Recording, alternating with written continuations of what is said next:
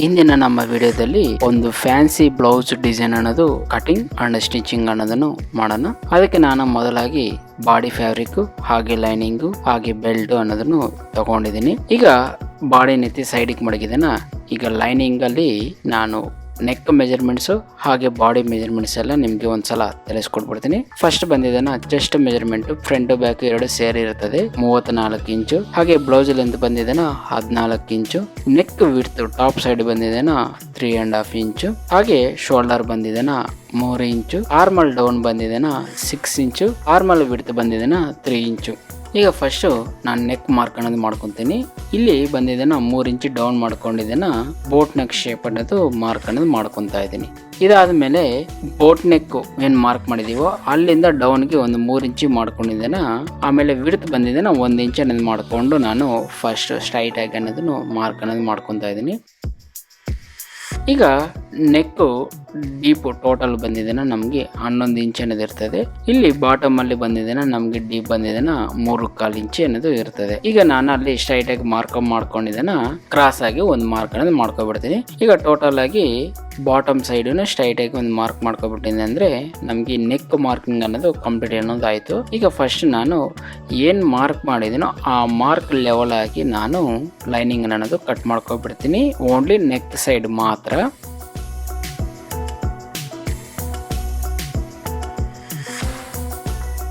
ಇದಾಯ್ತಲ್ವಾ. ಇದಾದ್ಮೇಲೆ ನಾನು ಪೈಪಿಂಗ್ ಅನ್ನೋದು ರೆಡಿ ಮಾಡ್ಕೊಂತೀನಿ. ಇದಕ್ಕೋಸ್ಕರ ಕಾಂಟ್ರಾಸ್ಟ್ ಕಲರ್ ಅಲ್ಲಿ ಪೈಪಿಂಗ್ ಅನ್ನೋದು ತಗೊಂಡಿದ್ದೇನ. ಇದು ಬಂದಿದ್ದೇನ ನಮ್ಗೆ 1 ಇಂಚ್ ವಿಡ್ತ್ ಅನ್ನೋದು ಇರ್ತದೆ. ಅದ್ರ ಮಧ್ಯಕ್ಕೆ ನಾನು ಪೈಪಿಂಗ್ ದಾರ ಅನ್ನೋದು ಮಡಗಿದ್ದೇನ. ಈಗ ಏನ್ ನಾನು ಪೈಪಿಂಗ್ ಥ್ರೆಡ್ ಎಷ್ಟು ದಪ್ಪ ಇದೆಯೋ ಅದರ ಪಕ್ಕಕ್ಕೆ ನಾನು ಈಗ ಸ್ಟಿಚ್ ಅನ್ನೋದು ಹಾಕೊಂತ ಇದ್ದೀನಿ. ಇದು ನಿಮ್ಗೆ ಎಷ್ಟು ಉದ್ದ ಬೇಕನ್ನೋದನ್ನು ನೋಡ್ಕೊಂಡು ರೆಡಿ ಅನ್ನೋದು ಮಾಡ್ಕೋಬೇಡಿ ಪೈಪಿಂಗ್ ಅನ್ನು. ಈಗ ಲೈನಿಂಗ್ ಅನ್ನೋದು ತಗೊಂಡಿದ್ದೇನ ನಾನು.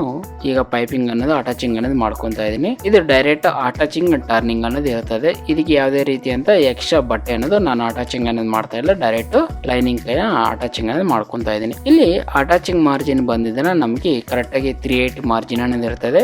ಇಲ್ಲಿ ಕಾರ್ನರ್ಸ್ ಗಳಲ್ಲಿ ನಾವು ನ್ಯಾಚ್ ಅನ್ನೋದು ಹಾಕೊಂಡಿದ್ದೇನೆ. ಕರೆಕ್ಟ್ ಆಗಿ ಆ ಪಾಯಿಂಟ್ ಗಳಲ್ಲಿ ನಮ್ಗೆ ಎಲ್ ಶೇಪ್ ಅನ್ನೋದು ನೀಟಾಗಿ ಬರಬೇಕು. ಆ ರೀತಿ ನೋಡ್ಕೊಂಡು ನ್ಯಾಚ್ಗಳು ಹಾಕೊಂಡು ಈ ಪೈಪಿಂಗ್ ಅನ್ನೋದು ಅಟ್ಯಾಚಿಂಗ್ ಅನ್ನೋದು ಮಾಡ್ಕೋಬಿಡಿ. ಇಲ್ಲಿ ನಾನು ಒಂದು ಸೈಡ್ ಪೀಸ್ ಮಾತ್ರ ನಾನು ನಿಮ್ಗೆ ತೋರಿಸ್ಕೊಡ್ತೀನಿ. ಇನ್ನೊಂದು ಸೈಡ್ ಪೀಸ್ ನೀವು ಇದೇ ರೀತಿ ಆಪೋಸಿಟ್ ಅನ್ನೋದು ರೆಡಿ ಮಾಡ್ಕೋಬಿಡಿ. ಈಗ ಅಟ್ಯಾಚಿಂಗ್ ಅನ್ನೋದು ಆಯ್ತಲ್ವಾ. ಈಗ ಬಾಡಿ ಅನ್ನೋದನ್ನ ತಗೊಂಡಿದ್ದೇನ. ಆ ಬಾಡಿ ಮೇಲೆ ಲೈನಿಂಗ್ ಅನ್ನೋದು ಮಡಗಿ ಈಗ ಏನ್ ನಾವು ಪೈಪಿಂಗ್ ಅನ್ನೋದು ಅಟ್ಯಾಚಿಂಗ್ ಅನ್ನೋದು ಮಾಡಿದೀವೋ ಆ ಪೈಪಿಂಗ್ ಪಕ್ಕಕ್ಕೆ ಈಗ ಈ ಸ್ಟಿಚ್ ಅನ್ನೋದು ಹಾಕೊಂಡು ಅಟ್ಯಾಚಿಂಗ್ ಅನ್ನೋದು ಮಾಡ್ಕೊಂಡು ಹೋಗಿ.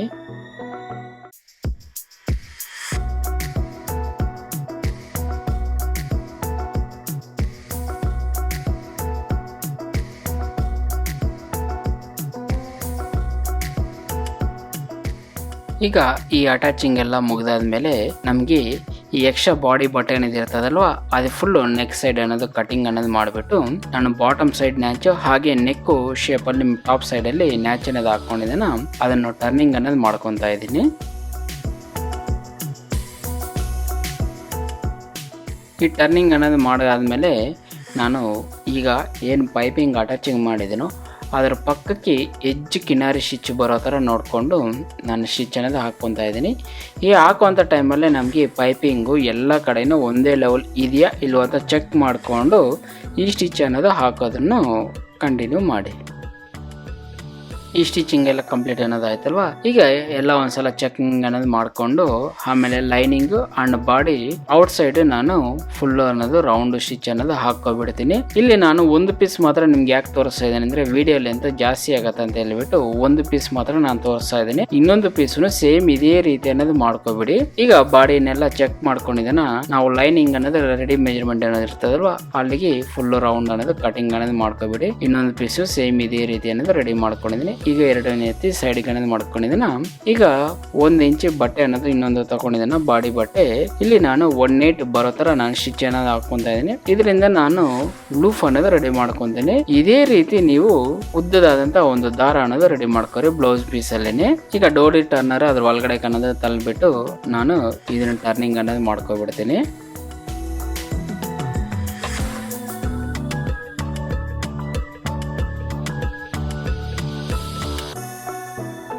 ಇದು ಟರ್ನಿಂಗ್ ಅನ್ನೋದಾಯ್ತಲ್ವಾ. ಇದನ್ನು ಒಂದು 8 ಪೀಸ್ ಮಾಡ್ಕೊರಿ. ಯಾಕಂದರೆ ನಮಗೆ ಲೆಫ್ಟ್ ಸೈಡ್ಗೆ ಒಂದು 4 ಪೀಸು, ರೈಟ್ ಸೈಡ್ಗೆ ಒಂದು 4 ಪೀಸ್ ಬೇಕು. ಟೋಟಲ್ 8 ಪೀಸ್ ಮಾಡ್ಕೊಂಡಿದ್ದೇನೆ. ಸೈಡ್ಗೆ ಎತ್ತು ಮಾಡ್ಕೊಡಿ. ಇದೇ ರೀತಿ ಡೋರಿಗೆ ಒಂದು ರೆಡಿ ಮಾಡ್ಕೊರಿ. ಈಗ ಬಾಡಿ ಅನ್ನೋದು ತಗೊಂಡಿದ್ದಾನ ನಮಗೆ ಸೆಂಟ್ರಲ್ಲಿ ಸ್ಟ್ರೈಟಾಗಿ ಬಂದೈತಲ್ವ, ಅಲ್ಲಿಂದ ಅಲ್ಲಿಗೆ ಎಷ್ಟು ಲೈನಿಂಗ್ ಬೇಕು ಅನ್ನೋದನ್ನು ನೋಡ್ಕೊಂಡಿದ್ದಾನ ನಮಗೆ ಈ ಲೂಫ್ಗಳು ಎಲ್ಲೆಲ್ಲಿ ಬರಬೇಕಂತ ನೋಡಿಕೊಂಡು ಮಾರ್ಕ್ ಮಾಡಿಕೊಂಡು ಆ ಜಾಗದಲ್ಲೇ ನ್ಯಾಚ್ ಅನ್ನೋದು ಹಾಕ್ಕೋರಿ.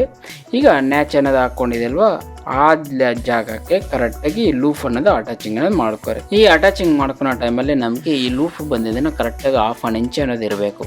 ಆ ರೀತಿ ನೋಡಿಕೊಂಡು ಈ ಲೂಫನ್ನು ಅನ್ನೋದು ಅಟ್ಯಾಚಿಂಗ್ ಅನ್ನೋದು ಮಾಡ್ಕೊಬಿಡಿ.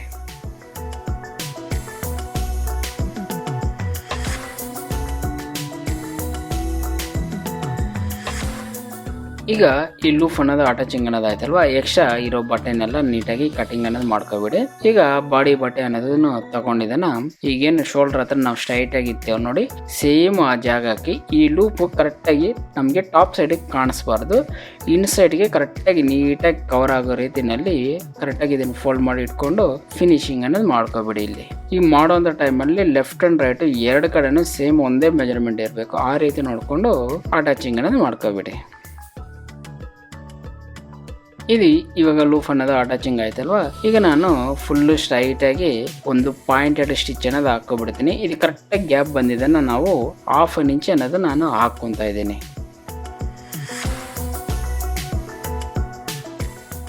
ಈಗ ಈ ಸ್ಟಿಚ್ ಅನ್ನೋದು ಕಂಪ್ಲೀಟ್ ಅನ್ನೋದು ಆಯ್ತಲ್ವಾ. ಈಗ ಒಂದ್ಸಲ ನೀಟಾಗಿ ಚೆಕ್ ಮಾಡ್ಕೊಂಡಿದ್ದಾನ ಸೈಡ್ಗೆ ಎತ್ತಿ ಮಡ್ಕೊರಿ. ಈಗ ಬಾಟಮ್ ಪೀಸ್ ಬೆಲ್ಟ್ ಅಂತ ಹೇಳಿದ್ನಲ್ವ ನಾನು, ಈಗ ಈ ಬೆಲ್ಟ್ ಹೈಟ್ ಬಂದಿದ್ದಾನ ನಮಗೆ 3.5 ಇಂಚ್ ಇರ್ತದೆ. ಹಾಗೆ ವಿಡ್ತ್ ಬಂದುಬಿಟ್ಟಿದೆ ನಾನು 10.5 ಇಂಚ್ ಅನ್ನೋದು ಲೈನಿಂಗ್ ಅನ್ನೋದು ಕಟ್ ಮಾಡಿಕೊಂಡು ಅದರ ಲೆವೆಲಕ್ಕೂ ಬಾಡಿ ಅನ್ನೋದು ಕಟ್ ಮಾಡ್ಕೊಂಡಿದ್ದೇನೆ. ಈಗ ಇದಕ್ಕೆ ಮುಂಚೆ ನಾವು ಪೈಪಿಂಗ್ ಅನ್ನೋದು ರೆಡಿ ಮಾಡಿದ್ದೇಲ್ವ, ಆ ಪೈಪಿಂಗನ್ನು ಈಗ ನಾನು ಲೈನಿಂಗ್ ಅನ್ನೋದು ಅಟ್ಯಾಚಿಂಗ್ ಅನ್ನೋದು ಮಾಡ್ಕೊತಾ ಇದ್ದೀನಿ. ಇನ್ನೊಂದು ಆಪೋಸಿಟ್ ಅನ್ನೋದನ್ನು ನಾನು ಇಲ್ಲ ಅಟ್ಯಾಚಿಂಗ್ ಅನ್ನೋದು ಮಾಡ್ಕೊಬಿಡ್ತೀನಿ ಪೈಪಿಂಗು. ಈಗ ಒಂದು ಸೈಡ್ ಪೈಪಿಂಗ್ ಅಟ್ಯಾಚಿಂಗ್ ಆಯ್ತಲ್ವಾ, ಈಗ ಲೈನಿಂಗು ಇನ್ನೊಂದು ಸೈಡು ಫೋಲ್ಡಿಂಗ್ ಅನ್ನು ಮಾಡ್ಕೊಬಿಡಿ ಒಂದು 1/2 ಇಂಚು. ಸೇಮ್ ಅದಕ್ಕೆ ಆಪೋಸಿಟ್ ಇನ್ನೊಂದು 1/2 ಇಂಚ್ ಈ ಕಡೆನೂ ಫೋಲ್ಡಿಂಗ್ ಅನ್ನೋದು ಮಾಡ್ಕೊಬಿಡಿ. ಈಗ ಇದಾದ್ಮೇಲೆ ತೆಗೆದು ಸೈಡ್ಗೆ ಮಾಡ್ಕೊಂಡಿದ್ದಾನ ಬಾಡಿ ಅನ್ನೋದು ತಗೋರಿ. ಈಗ ಬಾಡಿಗೂ ಒಂದು ಸೈಡು ಪೈಪಿಂಗ್ ಅನ್ನೋದು ಅಟ್ಯಾಚಿಂಗ್ ಅನ್ನೋದು ಮಾಡ್ಕೊರಿ. ಇಲ್ಲಿ ನಮಗೆ ಇದಕ್ಕೂ ಬಾಟಮ್ ಸೈಡು ಪೈಪಿಂಗ್ ಅನ್ನೋದು ಬರ್ತದೆ, ಟಾಪ್ ಸೈಡ್ ಅನ್ನೋದು ಪೈಪಿಂಗ್ ಬರ್ತದೆ. ಬಾಡಿನಲ್ಲೂ ಸೇಮು ಆಪೋಸಿಟ್ ಅನ್ನೋದು ರೆಡಿ ಮಾಡ್ಕೊಬಿಡಿ.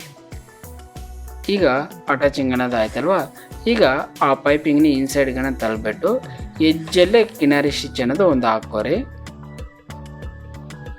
ಈ ಸ್ಟಿಚ್ ಆದಮೇಲೆ ಇದಕ್ಕೆ ಮುಂಚೆ ನಾವು ಪೈಪಿಂಗ್ ಅನ್ನೋದು ರೆಡಿ ಮಾಡಿದ್ದೇವಲ್ವಾ ಲೈನಿಂಗ್ ಮೇಲೆ, ಆವಾಗ ಪೈಪಿಂಗ್ಗೆ ಒಂದು ಸೈಡ್ ನಾವು ಅಟ್ಯಾಚಿಂಗ್ ಅನ್ನೋದು ಮಾಡ್ಕೊಬಿಡ್ತಾ ಇದ್ದೀನಿ. ಈಗ ಇದಾದಮೇಲೆ ನಮಗೆ ಎಕ್ಸ್ಟ್ರಾ ಬಾಡಿ ಬಟ್ಟೆ ಇರೋದನ್ನೆಲ್ಲ ನೀಟಾಗಿ ಕಟ್ ಮಾಡಿಬಿಟ್ಟು ಈಗೇನು ಪೈಪಿಂಗ್ ಅಟ್ಯಾಚಿಂಗ್ ಮಾಡಿದೆಯಲ್ವ ಅದ್ರ ಪಕ್ಕಕ್ಕೆ ಕಿನಾರಿ ಸ್ಟಿಚ್ ಬರೋ ಥರ ನಾನು ಒಂದು ಹಾಕ್ಕೊತಾ ಇದ್ದೀನಿ. ಅಂದರೆ ಪೈಪಿಂಗ್ ಪಕ್ಕದಲ್ಲಿ ಎಡ್ಜ್ ಸ್ಟಿಚ್ ಅನ್ನು ಈ ಸ್ಟಿಚ್ ಎಲ್ಲ ಕಂಪ್ಲೀಟ್ ಅನ್ನೋದಾದ್ಮೇಲೆ ಬಾಡಿ ಅನ್ನೋದು ತಗೊಂಡಿದ್ದಾನ ಫುಲ್ಲು ಡೆಡ್ ಎಂಡ್ ಗಂಟ ಮಡಗ್ಬಿಟ್ಟು ನಾನು ಇವಾಗ ಇಲ್ಲಿ ಕೆಳಗಡೆ ಇರೋ ಲೈನಿಂಗು ಹಾಗೆ ಬಾಡಿ ಈ ಮೇಲ್ಗಡೆ ಟಾಪ್ ಸೈಡ್ ಪೀಸು ಈ 3 ಪೀಸಕ್ಕೂ ಒಂದೇ ಸಲ ಡೈರೆಕ್ಟ್ ಒಂದೇ ಸ್ಟಿಚ್ ಅಲ್ಲೇ ಹಾಕಿ ಸ್ಟಿಚಿಂಗ್ ಅನ್ನೋದು ಮಾಡ್ಕೊತಾ ಇದ್ದೀನಿ. ಇದು ಸ್ಟಿಚ್ ಅನ್ನೋದು ಕಂಪ್ಲೀಟ್ ಅನ್ನೋದಾಯ್ತಲ್ವಾ. ಈಗ ಎಕ್ಸ್ಟ್ರಾ ಇರೋ ಬಟ್ಟೆ ಸೈಡಲ್ಲಿ ಇರೋದನ್ನು ಕಟಿಂಗ್ ಅನ್ನೋದು ಮಾಡ್ಕೋಬೇಡಿ. ಈಗ ನೆಕ್ ಸೈಡಿಗೆ ಬಂದಿದ್ದೇನೆ, ನಾವು ಫಸ್ಟ್ ಲೈನಿಂಗ್ ಕಟ್ ಮಾಡ್ಕೊಂಡಿದ್ದಲ್ವಾ ಆ ಲೈನಿಂಗ್ ಅನ್ನೋದು ಮಾಡ್ಕೊಂಡಿದ್ದೇನೆ. ನಾನು ಈ ನೆಕ್ ಸೈಡ್ಗೆ ಕಟ್ಟಿಂಗ್ ಅನ್ನೋದು ಮಾಡ್ಕೊತಾ ಇದ್ದೀನಿ. ಈಗ ಇದಕ್ಕೆ ಆಪೋಸಿಟ್ ಅನ್ನೋದು ಸೇಮ್ ಇದೇ ರೀತಿ ಅನ್ನೋದನ್ನು ಮಾಡ್ಕೊಂಡು ಕಟಿಂಗ್ ಅನ್ನೋದು ಮಾಡ್ಕೋಬಿಡಿ. ಈಗ ಕಟ್ ಆಯ್ತಲ್ವಾ. ಈಗ ನಾನು ಎಕ್ಸ್ಟ್ರಾ ಉಕ್ಸ್ ಪಟ್ಟಿ ಅನ್ನೋದು ನಾನು ಕಟ್ತಾ ಇದ್ದೀನಿ. ಇದಕ್ಕೆ ಒಂದು ಲೈನಿಂಗ್ ಹಾಗೆ ಬಾಡಿ ಅನ್ನೋದು ತಗೊಂಡಿದ್ದೇನೆ, ಅಟ್ಯಾಚಿಂಗ್ ಅನ್ನೋದು ಮಾಡ್ಕೊತಾ ಇದ್ದೀನಿ. ಈಗ ಅದನ್ನ ಟರ್ನಿಂಗ್ ಮಾಡಿದ್ದೇನೆ, ಅಟ್ಯಾಚಿಂಗ್ ಮಾಡಿರೋ ಜಾಗದಲ್ಲಿ ಎಡ್ಜ್ ಸ್ಟಿಚ್ ಅನ್ನೋದು ಒಂದು ಹಾಕೊಂಡು ಕರೆಕ್ಟಾಗಿ ಅದು 2 ಇಂಚ್ ಲೆವೆಲ್ ಬರೋ ಥರ ನೋಡಿಕೊಂಡು ಕಟಿಂಗ್ ಅನ್ನೋದು ಮಾಡಿಕೊಂಡು ಮತ್ತೆ ಒಂದು ಫೋಲ್ಡಿಂಗ್ ಅನ್ನೋದು ಮಾಡಿಕೊಂಡು ಈಗ ಟೋಟಲ್ ಫಿನಿಶಿಂಗ್ ಅನ್ನೋದು ನಾನು ಕಂಪ್ಲೀಟ್ ಅನ್ನೋದು ಮಾಡ್ತಾ ಇದ್ದೀನಿ.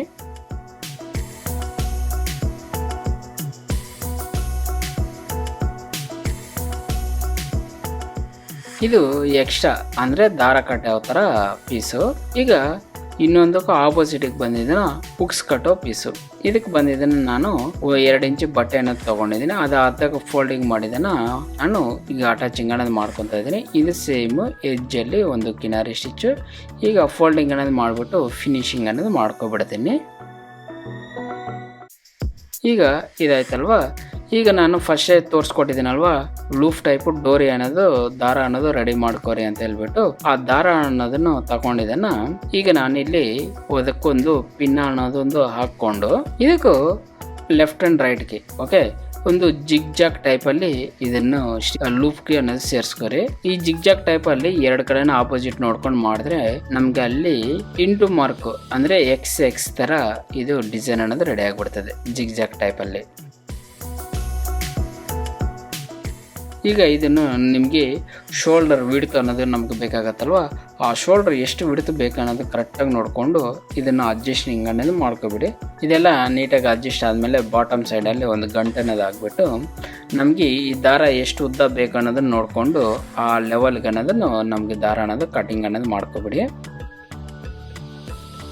ಈ ಕಟಿಂಗ್ ಆದಮೇಲೆ ಒಂದು 3 ಇಂಚಿಗೆ 3 ಇಂಚು ಕಾಂಟ್ರಾಸ್ಟ್ ಕಲರಲ್ಲಿ ಒಂದು ಪೀಸ್ ಅನ್ನೋದು ತಗೊಂಡಿದ್ದನ್ನ ಅದು ಟ್ರಯಾಂಗಲ್ ಶೇಪಲ್ಲಿ ಫೋಲ್ಡಿಂಗ್ ಅನ್ನೋದು ಮಾಡಿಕೊಂಡು ಇಲ್ಲಿ ದಾರದ ಎಜ್ಜಲ್ಲಿ ಒಂದು ಫ್ಲವರ್ ಅನ್ನೋದು ಮಾಡ್ಕೊಬಿಡಿ. ನಿಮಗೆ 2 ಮಾಡೋಕ್ಕಾದ್ರೆ 2 ಮಾಡಿ, ಇಲ್ಲ ಒಂದೇ ಮಾಡ್ತೀನಿ ಅಂದರೆ ಒಂದೇನು ಮಾಡ್ಕೊರಿ. ಕಾಂಟ್ರಾಸ್ಟ್ ಕಲರಲ್ಲಿ ಒಂದು ಹಾಗೆ ಬ್ಲೌಸ್ ಕಲರಲ್ಲಿ ಒಂದು 2 ದಾರಕ್ಕೆ 2 ಅನ್ನೋದು ನಾನು ರೆಡಿ ಮಾಡ್ಕೊತಾ ಇದ್ದೀನಿ. ಹಾಗೆ ಇದು ರೆಡಿ ಮಾಡ್ಕೊಂಡಿದ್ದೀನ ಬಾಟಮ್ ಸೈಡ್ ಅನ್ನು ಹುಕ್ಸ್ ಅಂಡ್ ದಾರ ಅನ್ನೋದು ಮಾಡ್ಕೊಬಿಡಿ.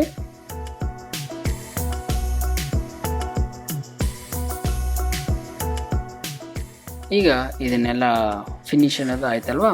ಈಗ ಫಿನಿಶ್ ಎಲ್ಲ ಆದಮೇಲೆ ನಮಗೆ ಈಗ ಬ್ಲೌಸ್ ಅನ್ನೋದು ಟೋಟಲ್ ಫಿನಿಶ್ ಅನ್ನೋದು ಆಯಿತು. ಈಗ ನೋಡಿ ಸ್ನೇಹಿತರೆ, ಬ್ಲೌಸ್ ಡಿಸೈನು ನಿಮ್ಗೆ ಹೇಗೆ ಅನಿಸಿ ಅದನ್ನೋದು ನನಗೆ ಕಮೆಂಟ್ ಮುಖಾಂತರ ತಿಳಿಸ್ಕೊಡಿ. ಹಾಗೆ ನನ್ನ ವಿಡಿಯೋ ನಿಮಗೆ ಇಷ್ಟ ಆಗಿದ್ದಲ್ಲಿ ಒಂದು ಲೈಕ್ ಅನ್ನೋದು ಮಾಡ್ಕೊರಿ, ಹಾಗೆ ನನ್ನ ಚಾನಲ್ನ ಸಬ್ಸ್ಕ್ರೈಬ್ ಮಾಡ್ಕೊರಿ, ಹಾಗೆ ಬೆಲ್ ಐಕನ್ ಅನ್ನೋದು ಕ್ಲಿಕ್ ಮಾಡ್ಕೊರಿ. ಓಕೆ ಫ್ರೆಂಡ್ಸ್, ಬರೋ ವಿಡಿಯೋದಲ್ಲಿ ನಿಮ್ಮನ್ನೆಲ್ಲರನ್ನು ಭೇಟಿ ಆಗ್ತೀನಿ. ಇದಕ್ಕನ್ನ ಚೆನ್ನಾಗಿರೋ ಡಿಸೈನ್ಗಳಲ್ಲಿ ನಿಮ್ಮ ಮುಂದೆಗಡೆ ಬರ್ತೀನಿ. ಓಕೆ ಬಾಯ್.